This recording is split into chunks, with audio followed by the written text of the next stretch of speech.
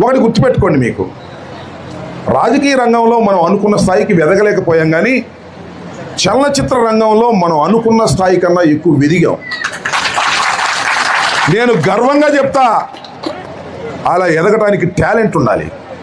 ఊరిని రికమెండేషన్తో కాదు, ఏదో ట్రాన్స్ఫర్లో రికమెండేషన్తో అవ్వచ్చు, ఒక ఇండస్ట్రీ రికమెండేషన్తో అవ్వచ్చు, లేదా రాజకీయాల్లో సీటు కోసం ఒక రికమెండేషన్తో అవ్వచ్చు, కానీ గెలవడానికి మళ్ళీ రికమెండేషన్ పనికిరాదు.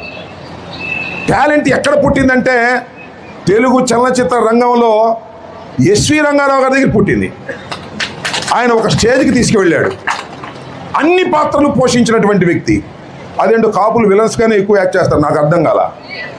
కైకాల సత్యనారాయణ గారు మొన్నే చనిపోయాడు, చనిపోక ముందు రోజు ఫోన్ చేస్తుండేవాడు ఆయన. మొన్నటి దాకా పాపం చాలా సుదీర్ఘకాలం బ్రతికాడు ఆయన, ఎందుకంటే ఆయనకున్న సిగరెట్ స్మోకింగ్ అంతకాలం బతకూడదు, బతికాడు. ఆయన కూడా విలను చేశాడు, ఎస్వి రంగారావు గారు లాగానే అన్ని పాత్రలు పోషించాడు. కానీ నేను గర్వించేది, విలన్గా నటనలో ప్రారంభమై హీరో అయి చలనచిత్ర రంగాన్నే శాసిస్తున్న చిరంజీవిని చూసి మనం గర్వపడాలనేది ఏ విధమైన సందేహము లేదని కూడా మా సందర్భంగా చెప్తున్నాను. రాజకీయాలు అంటారు, అది వేరే విషయం.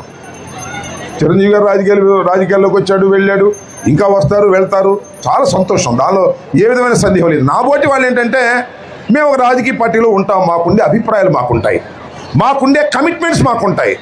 ఆ కమిట్మెంట్ను వదిలి